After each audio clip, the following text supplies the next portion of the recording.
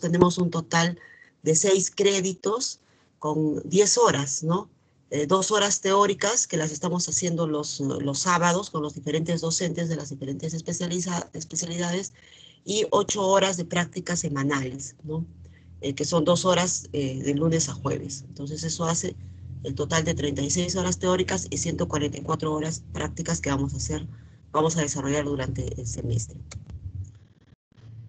Nuestros criterios de evaluación, miren, en este sentido quiero hacerles ver cómo trabajábamos nosotros normalmente. Antes se tomaba solamente un examen al final de fase, ¿no? Un examen sobre 20 en cada fase. Entonces eso es lo que yo he considerado en el sílabus, ¿no?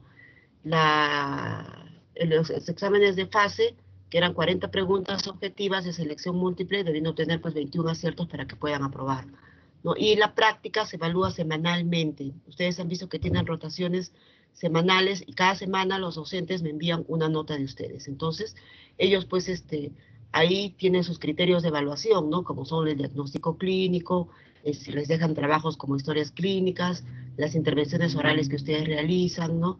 La asistencia, la puntualidad también vale, las actitudes, valores y principios. Ya conversamos el semestre anterior, pues, y lamentablemente no, este curso que es eminentemente práctico, por el momento, debido a la pandemia, a la situación en la que estamos, no se va a poder realizar, ¿no? En forma práctica, pero estamos tratando de que por lo menos ustedes tengan una base teórica sólida, ¿no? Reforzada con lo que hacemos durante la práctica virtual, para que en el momento en que ustedes lleguen al hospital y se enfrenten a un paciente, pues de repente puedan hacerlo con mayor facilidad, ¿no? Teniendo ya esta base teórica. Entonces traten de aprovechar, por favor, todo lo que les hacemos en la parte virtual, porque les aseguro que les va a servir, porque en algún momento van a regresar a los hospitales, ¿ya? De repente el próximo año, ¿no? Definitivamente van a regresar al hospital, entonces tienen que tener todos estos conocimientos. Bueno, entonces, de la ficha de evaluación semanal y el examen teórico práctico, ¿no? También, ¿no? En la época, pues, prepandemia, era con paciente, con jurados, en fin, ahora no va a ser así. Pero sí vamos a tomar un examen teórico práctico al final de la tercera fase, que va a consistir en la resolución de casos clínicos en forma virtual. Ya va a ser como un examen teórico, pero más enfocado a casos clínicos. Bueno, entonces, esto es como trabajamos, ¿no? Con un examen por fase, luego les voy a proponer la otra alternativa y ustedes van a decidir finalmente con los que damos. La bibliografía, por favor, ya tenemos libros básicos que son el Argente, que todos deben tenerlo. Si es que no lo tienen en físico, lo pueden pedir, ¿no?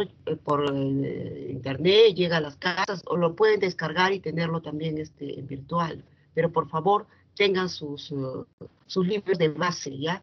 Semiología es un curso básico. Sí es cierto que hay mucho desarrollo tecnológico, ha habido mucho avance en la ciencia, pero en semiología nosotros primero, es como que primero tenemos que empezar a caminar y después a correr, ¿ya? ¿No es cierto? Entonces, semiología nos enseña a caminar y estos libros nos enseñan a caminar. Todo lo que ustedes puedan agregar extra con investigaciones, con artículos, con papers, con revisiones últimas, es un plus, pero lo básico es esto, ya lo que ustedes tienen que saber es la base, que es lo que nosotros los docentes les vamos a dar en las clases teóricas, que ustedes lo reforzarán con estos libros de base y bueno, pues luego ampliarán sus conocimientos con artículos, con revistas, con, en fin, ¿no? Con todo lo que deben también leer porque son estudiantes de medicina. Entonces, por favor, tengan en cuenta esta bibliografía. Incluso los exámenes tienen que basarse en esta bibliografía para que ustedes puedan reclamar si es que les consideran que hay una pregunta que estuvo mal planteada o que tuvo otra alternativa, tenemos que basarnos en esta bibliografía. ¿Ok? Muy bien, las fases, ya saben ustedes que son 3 fases, ¿no? En la primera fase y en la segunda fase, pues, el examen teórico tiene un valor de 33.3%, ¿ya? Y la evaluación de las prácticas semanal, 66.6%, ¿ya? Vale más porque obviamente son más horas, ¿no? Entonces, este es el valor que tiene en las 2 primeras fases, ¿no? Pero en la tercera fase el examen escrito sigue valiendo 33.3% y la evaluación semanal vale igual 33.3% y el examen teórico práctico, que es el que les he dicho que van a hacer la resolución de casos clínicos, va a valer también 33.3%, ¿no? En el total de la práctica. Entonces todo les hace el puntaje de 100%. Es decir, este examen teórico práctico solamente se va a promediar en la tercera fase. Ya saben ustedes, las rotaciones son semanales. Ahora, como es una modalidad virtual, hemos asignado también otra modalidad, ¿no? Con los docentes que estamos en la cátedra. Antes, nosotros teníamos, lógicamente, el sílabus, ¿no? Los temas, y los profesores desarrollábamos los temas conforme ustedes, en la práctica, los desarrollábamos conforme ustedes iban avanzando en la teoría. Y lógicamente cuando estamos pues, en el hospital, si nos presentaba un paciente con cirrosis hepática, aprovechábamos para estudiar cirrosis. Si teníamos un paciente con insuficiencia renal, aprovechábamos ese paciente para que ustedes pudieran verlo, ¿no? Ahora pues no pasa eso. Entonces, por eso hemos asignado a que cada docente les haga desarrolle algunos síndromes en particular, ¿no? Obviamente también de acuerdo a las especialidades de cada docente. Entonces es así que ustedes van a tener que rotar para desarrollar todos los síndromes que están calendarizados, que están considerados en el sílabus, van a tener que rotar con todos los docentes. Entonces acá también es donde quiero pedirles colaboración, porque para rotar por todos los docentes, vamos a tener que hacer prácticas también durante la semana de exámenes, ¿ya? Que usualmente no programábamos prácticas, pero ahora sí van a tener que hacerlas para que puedan rotar. De lo contrario, no nos alcanzaría el tiempo para que puedan rotar por todos y se quedarían sin desarrollar de repente algunos síndromes. Yo voy a hablar con los docentes para que en esa semana de exámenes pues no les deje tareas aparte y solamente desarrollen la práctica, ¿no? En lo más conciso posible, para que no se altere con los exámenes que tienen programados. Muy bien. Entonces, estas son las rotaciones que ya las tienen ustedes también. Se las hace el delegado y también están colgadas, por favor, en el aula virtual. Ya tienen que estarla revisando. Entonces, este es el cronograma. Si ustedes, estaba conversando con algunos de ustedes, ¿no? Como les dije, y muchos me pidieron que de repente mejor era tomar pasitos, 2 puntos entre fase y fase, para que el examen total no valiera los 20 puntos, sino digamos 16. Entonces, este cronograma yo lo he hecho en base a eso, ¿no? Es así que en la primera fase, que pueden ustedes ver que está de amarillo, el examen de fase está programado para el 10 de noviembre. Pero si tomamos unos pasitos de mínimo de 4 preguntas, ¿no? Para que valgan 2 puntos, digamos, sería el primer pasito, estaríamos tomando el 24 de octubre, el segundo el 7 de noviembre y el examen de fase el 10 de noviembre. Tengan en cuenta, por favor, estas fechas porque estas no las vamos a modificar, ¿ya? Y bueno, ahora creo que ha habido un poco de desorden en la facultad. No sé si los demás cursos habrán ya establecido sus fechas, pero estas ya las hemos establecido nosotros. Entonces los demás cursos, si no las han establecido, pues tendrán que adaptarse a lo que ya está ordenado acá, ¿no? En la evaluación de segunda fase hay un error, por favor, en la calendarización que les he enviado. Ya no, pero me parece que decía 29 de diciembre. No es 29 de diciembre el examen de segunda fase, es el 15 de diciembre, ¿sí? 15 de diciembre. Entonces, acá el primer pasito de fase 2 sería el 28 de noviembre, el segundo pasito el 12 de diciembre y la evaluación pues de fase el 15 de diciembre. En la tercera fase sería el 26 de enero el examen de tercera fase, 26 de enero del 2021, ya estamos hablando. El primer pasito el 2 de enero, después de Año Nuevo. El segundo pasito el 16 de enero, ¿no? Y para concluir el 26. El examen teórico práctico lo tomaríamos el 30 de enero, el examen de rezagados el 2 de febrero y el examen de aplazados el 3 de febrero, y con eso ya concluimos el semestre.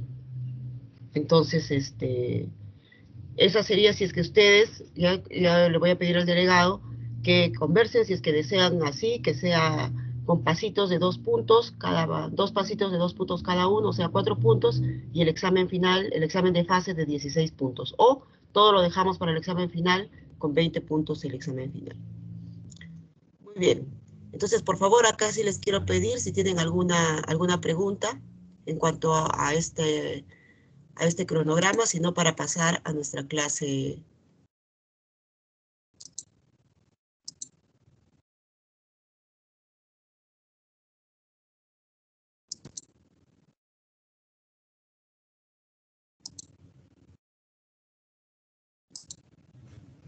A ver, el delegado está, Diego.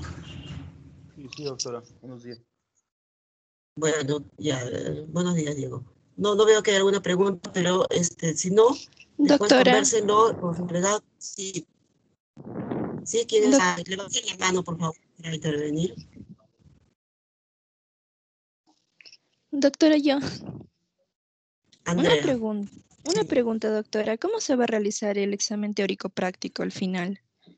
O sea, ¿va a ser también Y, así con videollamada o virtual. va a ser un examen virtual, como los exámenes de No, fase? va a ser virtual como los exámenes de fase, solo que va a ser de repente con casos clínicos que van a tener que desarrollarlos en forma secuencial, ¿no? No preguntas así aleatorias que les van a venir en el examen, sino casos clínicos para desarrollar en forma secuencial. Ya, doctora, muchas gracias. Está bien. ¿Alguna otra pregunta? Bueno, si no, como les digo, lo canalizan a través del delegado y el delegado me va a indicar cómo vamos a desarrollar la parte de los exámenes sobre todo. Ya las clases teóricas, ya saben ustedes, están programadas para los días sábados, por favor, ¿ya? Y para toda la promoción, ¿no? Porque no vamos a hacer la misma clase para la sección A, para la sección B, para la sección C. Entonces, los sábados es para toda la promoción. Le pido al delegado que por favor grabe las clases después de darlas y bueno, ya después las vamos a colgar en el aula virtual. Muy bien, ¿pueden ver ahora la presentación? Sí, doctora. Sí, doctora. Ya. Muy bien, entonces ahora vamos a hablar de los dos primeros síndromes del aparato respiratorio, que son síndromes de condensación pulmonar. Bueno, la condensación es un síndrome clínico caracterizado por signos y síntomas, ¿no? Ya saben ustedes que cuando hablamos de síndrome estamos hablando de signos y síntomas, ¿no? Que nosotros los vamos a juntar, vamos a conformar, pues, síndromes característicos, ¿no? Y una vez que llegamos a estos síndromes, pues, ¿para qué nos sirve esto, no? Para tratar de llegar a un diagnóstico de enfermedad. Y cuando llegamos a un diagnóstico de enfermedad, pues ya tenemos etiología y ya podemos dar tratamiento a nuestro paciente. Entonces, pero este es el primer paso, ¿no? Les repito, esto es empezar a caminar. Entonces, ustedes cuando vean un caso, no quieran de frente saber el diagnóstico, por qué es, nada, ¿ya? Primero, identificar síndromes, ¿ya? Para que vayamos en orden. Entonces, estos signos y síntomas van a ser secundarios a cualquier proceso que cambie la estructura pulmonar. Ustedes sabemos que nuestro pulmón es un órgano heterogéneo, ¿no es cierto? Está conformado por los alvéolos que están llenos de aire y también por parénquima, ¿no? Entre los alvéolos. Entonces, cuando se acumula líquido dentro de los alvéolos o cualquier otro elemento que se va a ocupar dentro de los alvéolos que no sea aire, entonces las características del tejido pulmonar van a cambiar y se va a densificar, ¿no? Se va a condensar. Entonces, esto va a generar pues un síndrome de condensación. Entonces, estos alvéolos pueden estar, que normalmente están llenos de aire, pueden estar reemplazados por fluido, ¿no? En los casos de infecciones, por ejemplo, ¿no? Por líquido, simplemente que trasuda, ¿no? Por ejemplo, en el caso del edema pulmonar, ¿no? O por células tumorales, ¿no? En el caso de neoplasias, ¿ya? Entonces, esto va a conformarnos un síndrome de condensación característico. Pero también hay otro síndrome de condensación, ¿no? Cuando el alvéolo está lleno de aire, pues se vacía de aire y se pliega, ¿no? Se colapsa. Entonces, acá estamos hablando de otro tipo de síndrome de condensación, que es síndrome de condensación atelectásica, ¿no? Por ejemplo, acá, ¿no? Que puede estar el pulmón colapsado por algún motivo o de repente por un neumotórax, por un hemotórax o por un derrame pleural, algo que esté empujando y el pulmón pues se ve colapsado. Entonces, este es otro tipo de condensación, pero es el de condensación atelectásica que lo vamos a ver más adelante. Aquí vamos a ocuparnos fundamentalmente del síndrome de condensación inflamatorio, ¿no es cierto? Cuando el alveolo se llena de líquido, de exudados, de trasudados, en fin, pero de otro contenido que no es aire. Muy bien, entonces, la causa más frecuente, la más importante, digamos la que asociamos inmediatamente cuando hablamos de síndrome de condensación pulmonar, es la neumonía, ¿no? Entonces, en la neumonía, pues hay una infección del parénquima pulmonar, ¿no?, por cualquier germen, que vamos a ver también más adelante. Entonces, esto provoca congestión, inflamación, ¿no?, en las células pulmonares. Ustedes saben, ya han estudiado la activación de los neutrófilos, de la liberación de citoquinas, y se produce pues un cambio en la estructura del órgano que se llama hepatización roja, ¿no?, que consiste en la congestión vascular, exudado de líquido intraalveolar, infiltración celular, en fin, ¿no? Posteriormente, esta hepatización roja, esta congestión del pulmón va a una hepatización gris, ¿no? Pues eso se llama hepatización porque adquiere pues las características similares a las del hígado, ¿no? Por eso deja de ser pues un órgano heterogéneo con aire a ponerse a esa parte, volverse un órgano sólido, ¿no? Bueno, luego pasa la hepatización gris, que ya es un depósito de fibrina, ya es prácticamente la cicatrización, ¿no? Y luego la etapa de resolución, 8 a 10 días después del inicio de la enfermedad. Entonces, esta es la patogenia que siguen los procesos infecciosos, ¿no?, inflamatorios. La etiología, pues cualquier germen que se les imagine puede provocar un síndrome de condensación pulmonar. Bacterias gram positivas, muy frecuentes en los adultos mayores, ¿no? Por eso se pone la vacuna de un neumococo, estreptococos, estafilococos, nocardia, en fin, bacterias gram negativas, ¿no? E. coli, pseudomonas aeruginosa, que es frecuente en los ambientes hospitalarios, responsable de las infecciones, neumonías intrahospitalarias que son muy severas. Virus, ¿no? Influenza, parainfluenza, todos los virus, y acá pues nos faltó actualizar nuestra diapositiva con el COVID, ¿no? Que puede dar también un síndrome parenquimal, pero más frecuentemente da un síndrome intersticial. Este virus da unas neumonías atípicas, el virus del COVID-19. Hongos, ¿no?, como criptococos, cistoplasma, esto lo vamos a ver más frecuentemente en los pacientes con inmunodeficiencias, ¿no? Por ejemplo, los pacientes con virus de inmunodeficiencia humana, VIH, en la etapa de SIDA, tienen infecciones por hongos, o pacientes diabéticos, inmunosuprimidos, ¿no? Micoplasmas, ¿no? También pueden ser neumonías. Otros microorganismos oportunistas como neumocistis, cándida, mucurtorulopsis, esos también en pacientes inmunosuprimidos, ¿no? Menos frecuentemente, de repente, los parásitos, ¿no? Ascaris lumbricoides, toxoplasma, entamoeba histolítica, menos frecuente, pero también podrían causar un síndrome de condensación pulmonar. Muy bien. Bueno, pero estamos hablando, hemos dicho, ¿no?, que la causa típica, digamos, lo que nosotros cuando hablamos de síndrome de condensación inmediatamente asociamos infección, ¿no? Ah, ya es una infección, entonces voy a buscar un germen que la esté causando, pero acordémonos que la condensación pulmonar puede ser causada también por causas no infecciosas, ¿no? O sea, no gérmenes.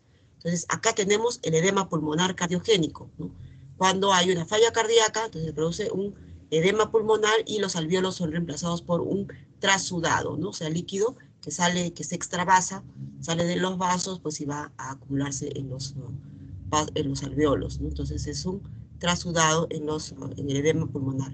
Distrés respiratorio del adulto, ¿no? En infecciones o en procesos severos en los pacientes, sobre todo los pacientes que están en las unidades de cuidados intensivos, pueden hacer un distrés respiratorio y producirse también este edema pulmonar que se llama no cardiogénico, ¿no? Entonces acá también los alvéolos se llenan de líquido.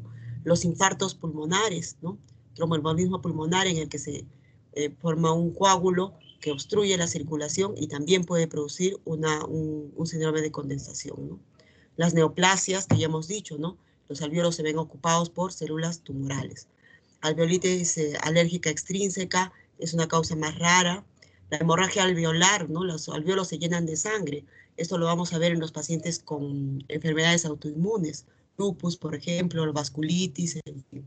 Ellos pueden presentar una hemorragia alveolar, es un cuadro grave también. Vasculitis y síndromes eosinofílicos en estos pacientes también con coagulopatía, neumonitis químicas, ¿no? En los pacientes que inhalan sustancias químicas y puede formarse un síndrome de condensación. Entonces, acordémonos que síndrome de condensación no es sinónimo de infección, ¿no? También hay causas no infecciosas que son las que hemos mencionado. Las manifestaciones clínicas del síndrome de condensación obviamente van a depender de qué tanto del parénquima pulmonar esté afectado, ¿no? Y también del tiempo de evolución del cuadro. Entonces, de repente, en los primeros momentos, pues van a presentarse los síntomas más floridamente y posteriormente ya no serán de repente tan llamativos, ¿no? Los síntomas. Entonces, dependen de la magnitud del parénquima pulmonar y del tiempo de evolución del cuadro. No, fundamentalmente vamos a tener un paciente pues con disnea, ¿ya? Insistimos en que la disnea puede ser una disnea leve hasta una disnea severa, dependiendo de la magnitud, ¿no?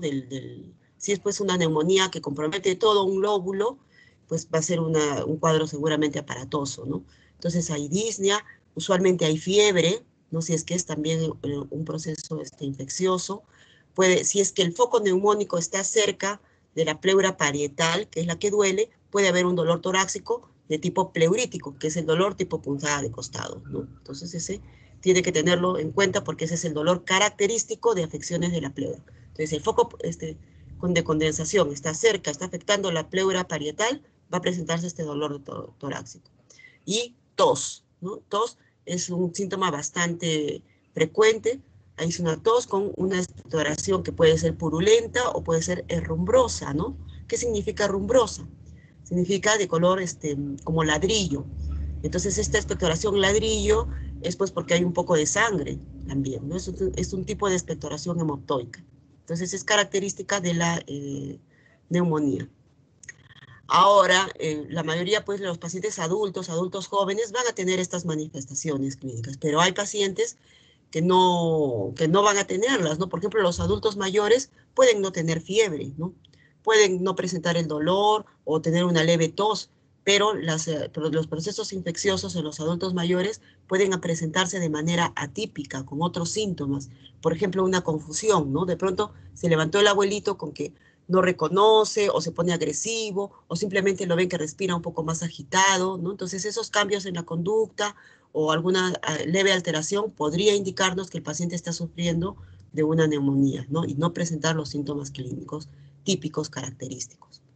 Se describía también anteriormente, ahora ya no lo vemos realmente con mucha frecuencia, en la neumonía neumocócica, la facies neumónica, ¿no? Que es un eritema malar, o sea, un enrojecimiento en la zona malar, y salían pues estas vesículas pequeñitas en la zona del labio, ¿no? El herpes labial del lado de la lesión, ¿no? Entonces esto parece que era secundario también al proceso infeccioso, pero últimamente no lo vemos ya frecuentemente. Entonces, estas son las manifestaciones clínicas que puede presentar el paciente. Ahora, en estos pacientes, pues, como ya hemos mencionado, en la historia clínica será importante que tengamos, pues, los antecedentes, todo lo que hemos visto en la primera parte, en el semestre anterior, sobre semiología, es importante que lo tengamos en cuenta, ¿no es cierto? Los antecedentes de enfermedades anteriores, pues, es importante porque es un paciente diabético, es un paciente con inmunodeficiencia, ¿no? No voy a pensar de repente en los mismos gérmenes, ¿no?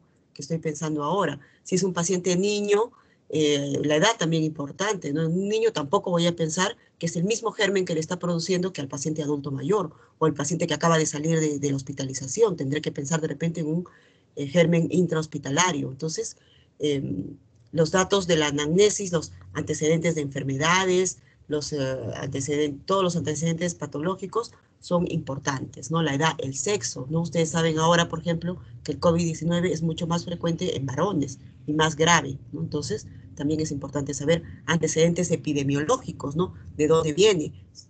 También hemos visto que al inicio de la pandemia era importantísimo saber si las personas habían estado de viaje o habían tenido contacto con alguien que venía de fuera, de Europa, del Oriente, en fin.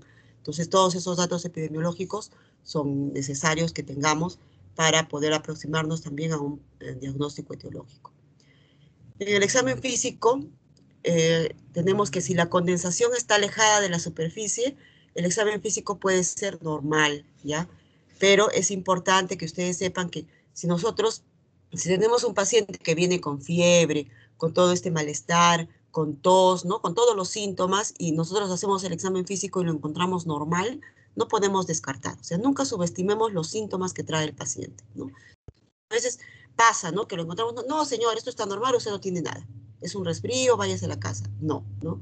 Si tenemos la duda o vemos que los síntomas que refiere el paciente, pues no son los de un respiratorio alto, de algo muy superficial, así no encontremos nada en el examen físico, pues de repente ahí sí tenemos que apoyarnos en un examen auxiliar, ¿no?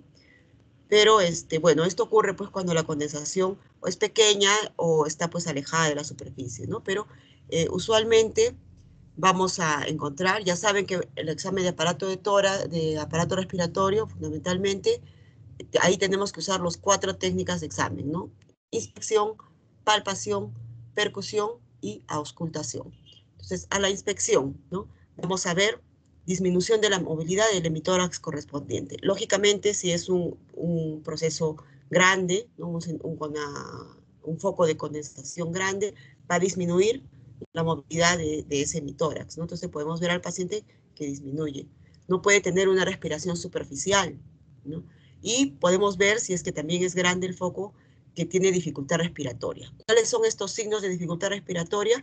Taquipnia, ¿no? O sea, aumento de la frecuencia respiratoria, tiraje, que es el hundimiento de la piel entre las costillas, por ejemplo, o por encima de la clavícula, supraclavicular, o por encima del esternón, supraesternal, ¿no? Esto significa que el paciente está utilizando músculos accesorios para poder respirar, se llama tiraje. Entonces eso lo podemos observar. La movilidad diafragmática disminuida, ¿no? Y la expansión torácica disminuida. Esos son los signos de dificultad respiratoria. Además, si es pues un proceso severo, vamos a ver que el paciente tiene cianosis, ¿no? Eso lo vamos a ver en los labios, en los lechos unguiales, puede estar con sudoración, con la piel fría, ¿no? Entonces eso va a denotar también que es un proceso grave. Entonces todo esto a la inspección. A la palpación vamos ¿no? a evaluar primero una palpación superficial. Podemos encontrar la piel caliente, ¿no? Si es que el paciente está con fiebre. Puede haber dolor, ¿no? Si el foco neumónico está cerca de la pleura parietal, hemos dicho que va a presentarse el dolor de tipo el pleurítico, ¿no? El punta de costado. Entonces nosotros al presionar puede presentar dolor el paciente, ¿no? Va a haber una disminución cuando hacemos la maniobra de la expansión torácica, va a haber una disminución a la expansión torácica en el lado afectado, ¿no? Si es que el foco es grande, ¿no? Si el foco es mediano, pues posiblemente sea normal la expansión. Y sobre todo, las vibraciones vocales, ¿no? Entonces ya hemos dicho, las vibraciones vocales son como las gallinas, ¿no? Corren bien, o sea, en un terreno sólido las vamos a escuchar, las vamos a percibir perfectamente, ¿no? En un terreno en aire, ¿no? Vuelan mal y nadan peor, dice, ¿no? O sea, si es que hay una interfase de líquido, de aire, de neumotórax, por ejemplo, no las vamos a percibir. Y si hay líquido, tampoco las vamos a percibir. Entonces, pero en este caso es un parénquima sólido. Entonces las vibraciones vocales van a transmitirse muy bien. Y al poner nosotros nuestra mano, pues vamos a tener que las vibraciones vocales están aumentadas. Muy bien, a la percusión, ¿no? Normalmente ya sabemos que nuestro pulmón suena sonoro, ¿no? Es normal porque es un órgano que está con aire y algo de parénquima, entonces es sonoro. Pero cuando está el foco condensado, obviamente pues va a sonar, va a cambiar, ¿no? Esta característica y va a tornarse mate, ¿no? Entonces cuando encontramos matidez en determinada zona hay que evaluar los límites, ¿no? La forma que podría estar describiendo esta matidez. Y también tenemos que percutir la columna vertebral. La columna vertebral normalmente suena sonora, ¿ya? También cuando hagamos esto en la práctica, yo les voy a pedir, no vamos a tratar de hacerlo mejor para que ustedes lo puedan practicar, pero vayan practicándolo en su casa, con sus familiares, en fin, para que acostumbren a su oído, ¿no? Entonces, normalmente la percusión, la columna vertebral es sonora.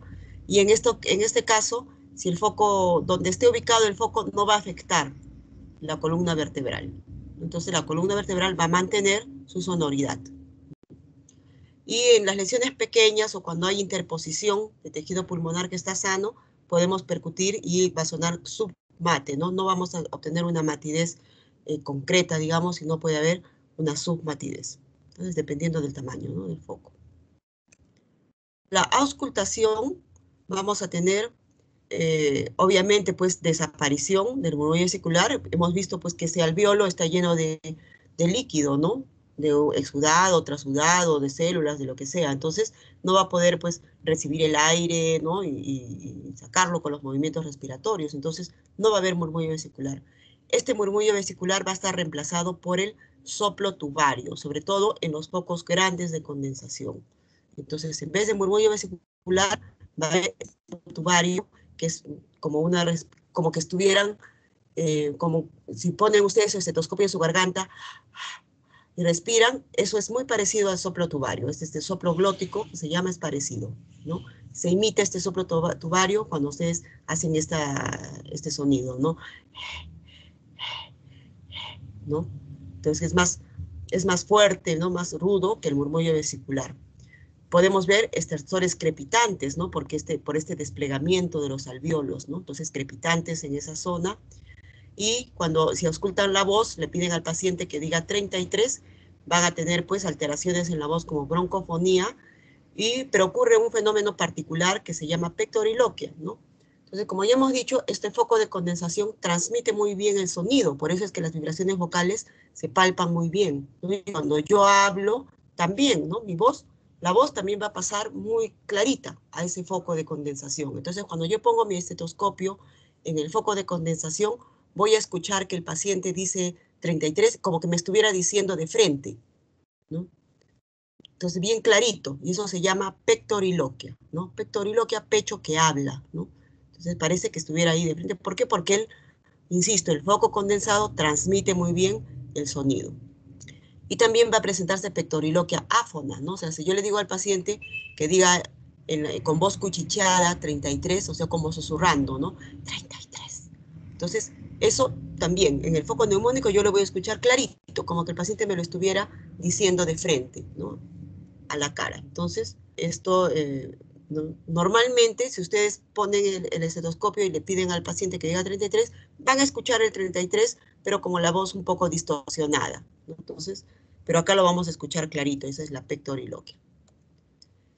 Bueno, a ver, hablemos un poquito del soplo tubario, ¿no? Entonces, acá, por ejemplo, en el lado izquierdo, ¿no? En el pulmón izquierdo, en eso que dice A, tenemos una condensación, eh, digamos, superficial, ¿no? Miren, está bien periférica este foquito de condensación, entonces no alcanza un bronquio grande, ¿no? Un bronquio chiquito nada más. Acá, de repente, no vamos a escuchar el soplo, ¿no? Bronquial. ¿Por qué? Porque llegan pues los bronquios pequeñitos. Pero miren, esta condensación del lado derecho, en B, esta condensación es grande. Entonces acá está llegando ya bronquios grandes. Entonces todo el sonido que yo estoy hablando, lo que yo digo acá, 33 va a venir de frente, miren, viene de frente, de frente, de frente, y ¡prop! Se mete al parénquima condensado y se va a transmitir mejor. Entonces acá es donde voy a escuchar el soplo tubario. Entonces acá en las condensaciones pequeñas, superficiales, no va a haber de repente el soplo tubario, pero no significa que no haya neumonía, ¿no? Entonces acá sí, en las condensaciones profundas sí. Muy bien, entonces eso en cuanto al soplo tubario. Entonces, una vez que yo he hecho la anamnesis de mi paciente, ¿no?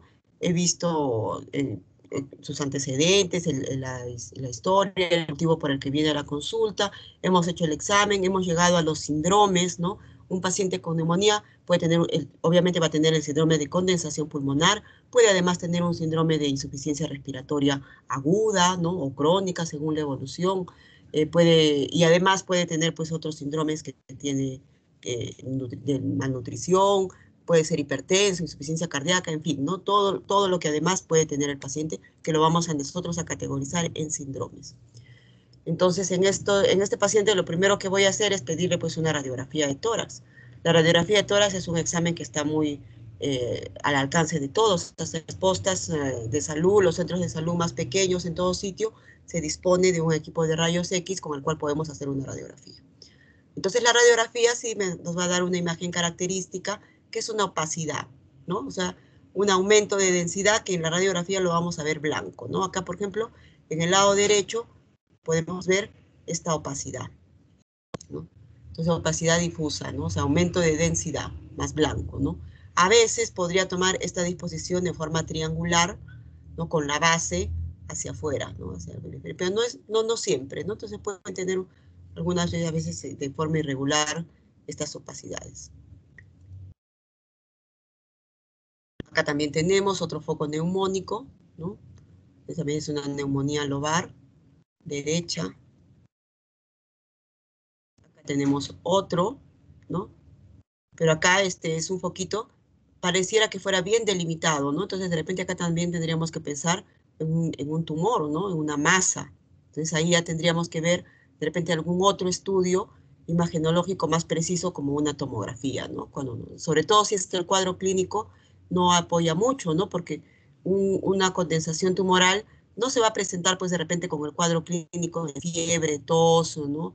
Agudo, ¿no? De repente va a ser un cuadro más larvado, pérdida de peso del paciente, de repente habrá el antecedente de tabaquismo, ¿no? Entonces ya todas estas cosas, más los hallazgos, nos hacen pensar en otra etiología, ¿no?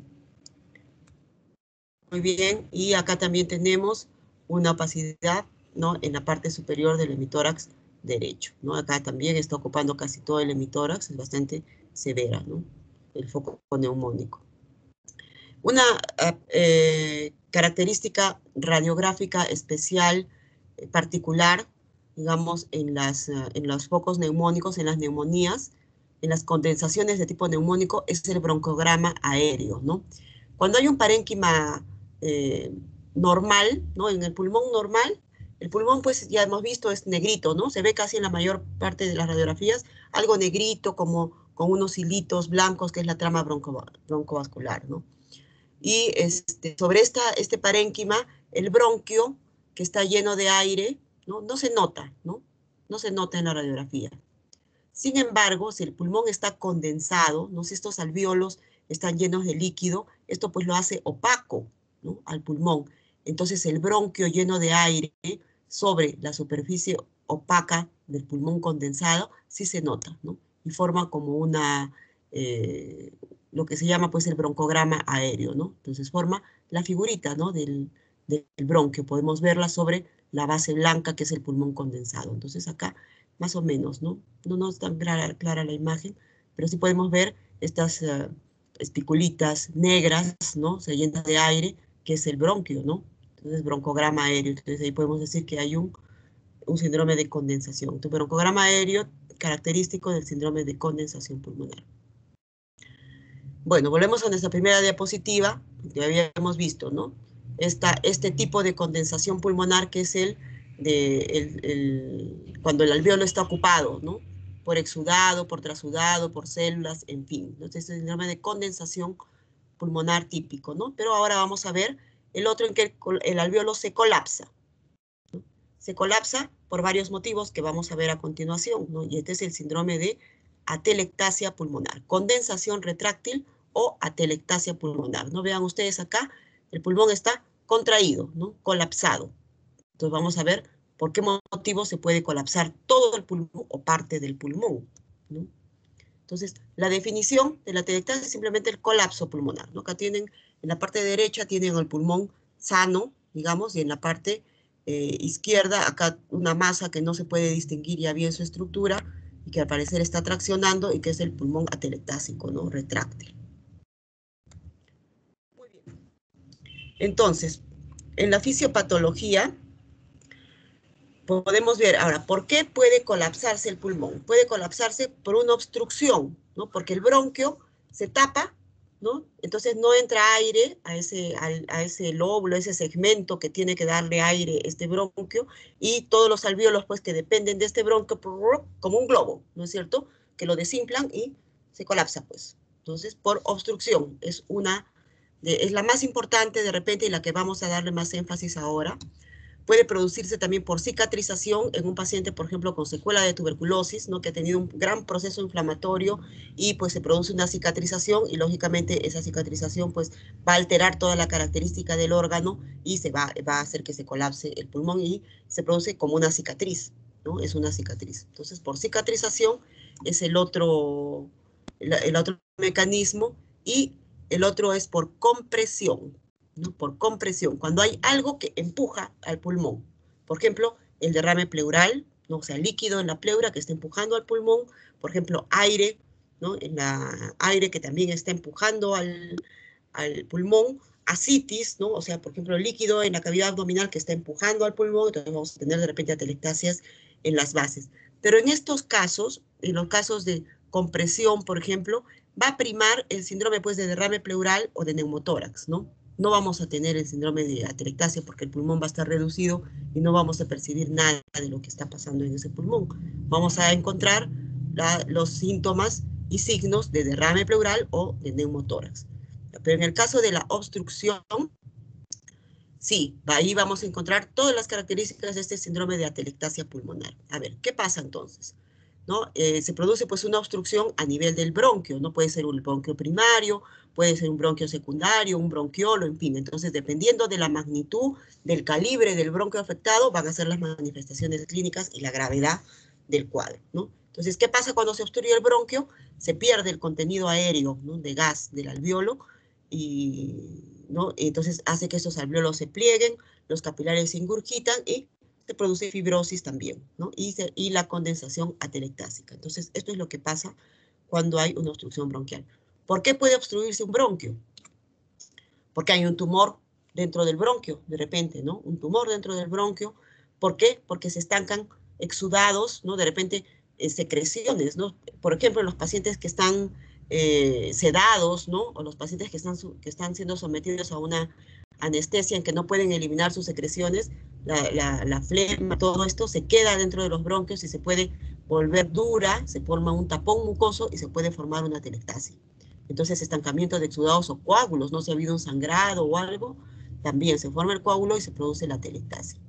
Y cuerpos extraños, que lo vemos fundamentalmente en los niños, ¿no? En niños que paran metiéndose cositas a la boca y de pronto ¡prop!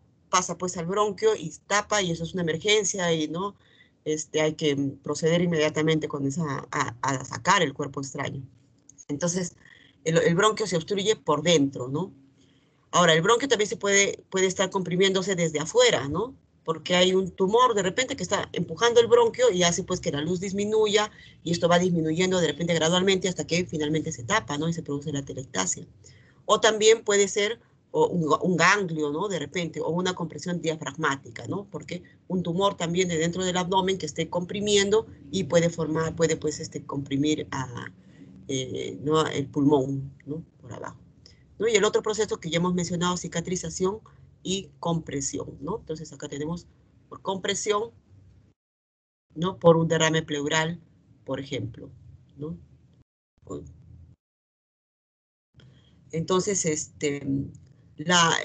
esta condensación retráctil, ¿no? Este pulmón que se colapsa, tiene características especiales porque va a jalar, ¿no? No es como la condensación que ya hemos visto, que es un foquito que se forma ahí y está ahí, ¿no? El foquito de condensación neumónica, por ejemplo, ¿no? Acá no, esta es una cicatriz que comienza a jalar las estructuras vecinas, ¿no? Entonces puede haber pinzamiento costal porque va a traccionar la caja torácica. Si está abajo, ¿no? Si esta zona de atelectasia está en la parte inferior del pulmón, va a traccionar el diafragma, ¿no? Y también va a traccionar el mediastino. Entonces, las estructuras del mediastino, la tráquea, ¿no? El corazón, todo eso puede estar traccionado hacia el lado de la lesión, ¿no? Y la parte del pulmón sano se va a distender, ¿no? Se va a distender pues porque también está traccionado. Entonces, estas son las características de esta condensación retráctil. El cuadro clínico del paciente va a variar con la extensión del proceso, ¿no? Obviamente. Si el bronquio que se tapó es grande, entonces el paciente pues es grande y irriga, digamos, el bronquio derecho principal y todo el pulmón derecho está colapsado, entonces obviamente va a ser pues de gran magnitud, ¿no? Los síntomas van a ser muy aparatosos, va a ser un cuadro grave. Va a producir en el paciente disnea, puede ser cianosis, ¿no? Si es que hay compromiso pleural, también, ¿no? Si es que la pleura está traccionada, va a haber dolor de punta de costado, o sea, dolor tipo pleurítico. Podría haber fiebre, también, no necesariamente si es que tiene que estar infectado, ¿no? O sea, el proceso en sí puede causar fiebre, sobre todo si es agudo, ¿no? Y también puede el paciente presentar tos, ¿no? Pero de repente va a ser una tos no puede ser seca o también puede ser, pues, húmeda, ¿no? Si es que ha habido expectoraciones, en fin, si es que hay expectoración. Entonces, acá también es importante que preguntemos al paciente todos sus antecedentes, sobre todo antecedentes de cirugías recientes, ¿no?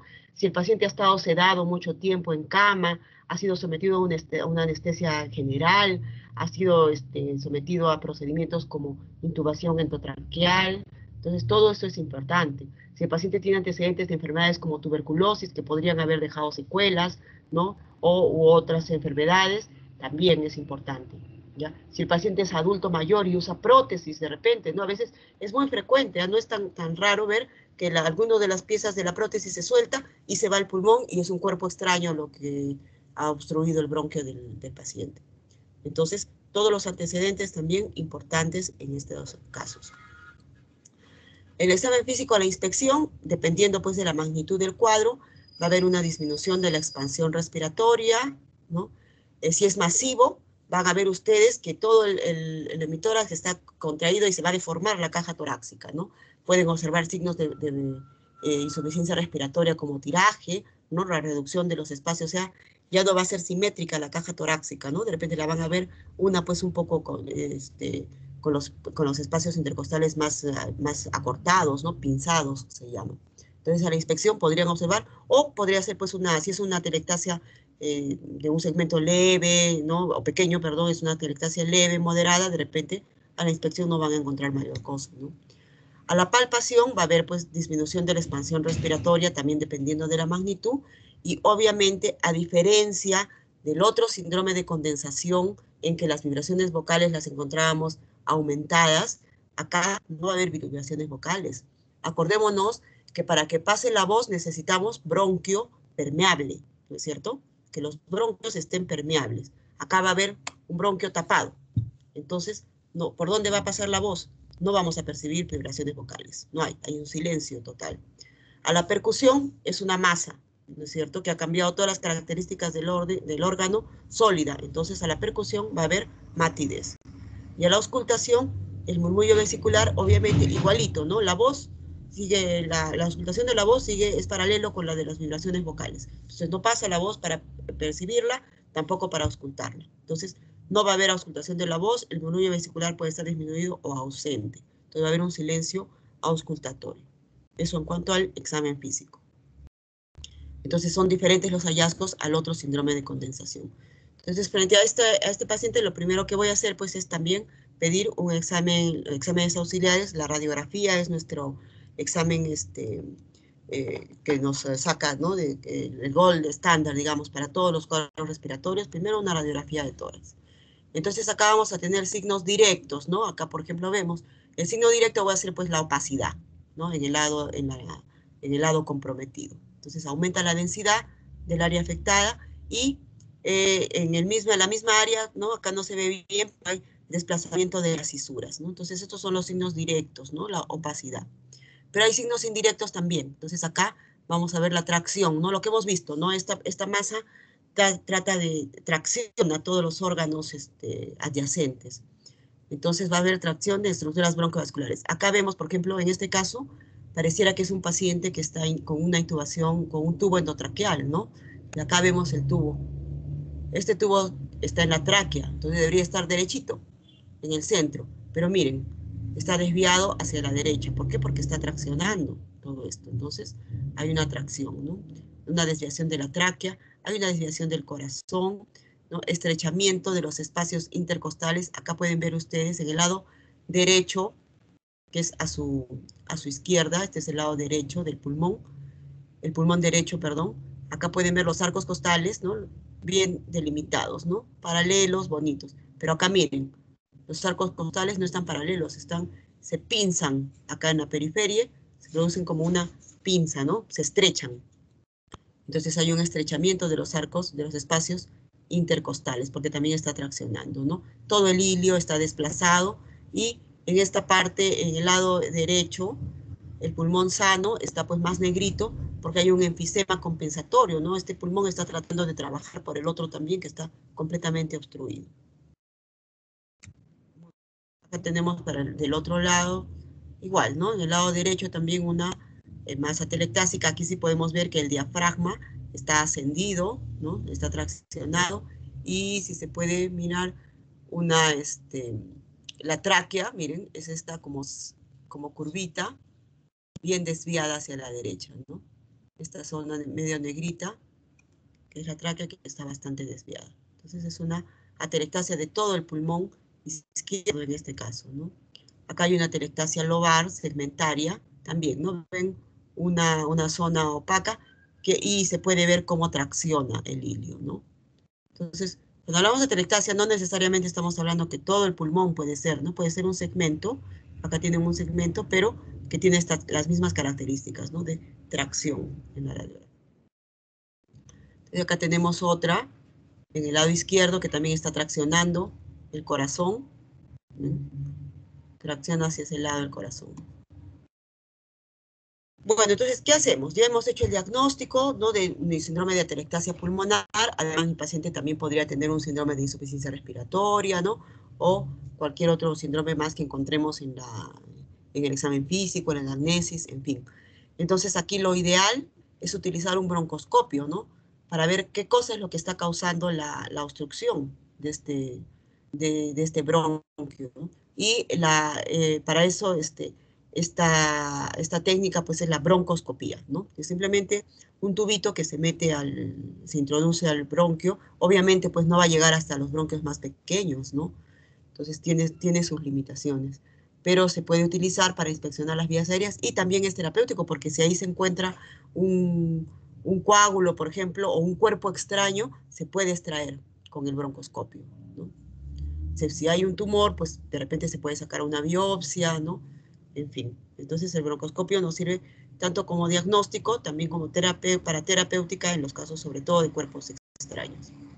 Es un procedimiento invasivo, tiene que hacerlo un experto, en este caso son los neumólogos los que hacen este procedimiento, ¿no? Bajo anestesia también el paciente. La tomografía es muy útil, ¿no? Porque aquí tenemos, no tanto para saber de repente la magnitud, sino para saber la etiología, qué cosa está causando la atelectasia, ¿no? Porque ya sabemos que puede ser una neoplasia, en fin, entonces la tomografía es muy útil, ¿no? Aquí vemos un poco de atelectasia y vemos pues estas características, ¿no? Como jala las estructuras vecinas. Entonces acá también, miren, acá estamos viendo todo el pulmón izquierdo colapsado, ¿no? Jalado, miren, toda la caja torácica ya se ha deformado, ¿no? Y el otro pulmón, el pulmón derecho, está pues más negrito con el enfisema compensatorio. Esta es una tomografía helicoidal, ¿no? Especial, que nosotros no la tenemos, que hace las reconstrucciones. Entonces, en este caso, miren, se hace la reconstrucción y acá puede verse la estenosis, la estrechez del bronquio, ¿no? Del bronquio, acá igualito, ¿no? Y cuando se entra, pues se descubre ahí un tumor, ¿no? Que es lo que está obstruyendo, ¿no? El bronquio. Muy bien. ¿Alguna pregunta?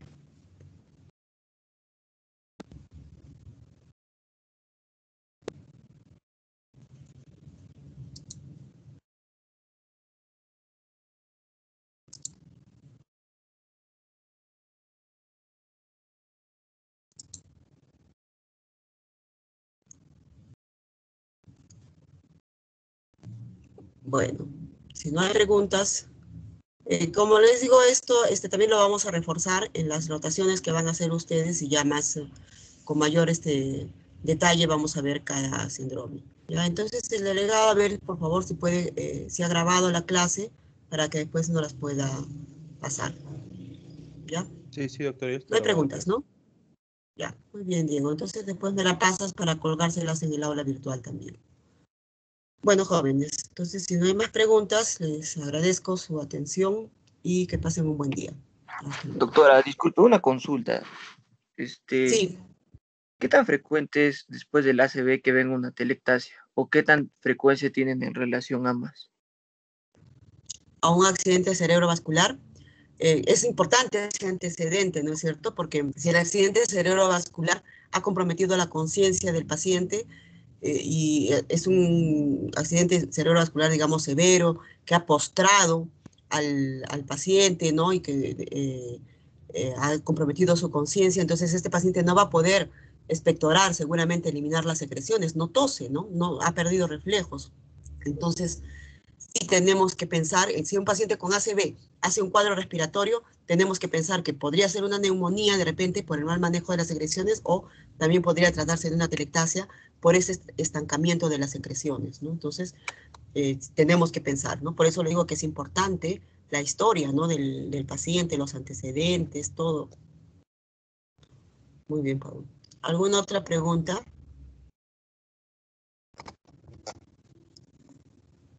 Ya, chicos, muy bien. Entonces, que pasen un buen día. Ya se comunica conmigo, por favor, el grupo con el que tenemos que rotar esta semana. Gracias, hasta luego. Adiós, doctora. Gracias. Doctor. Hasta luego, doctora.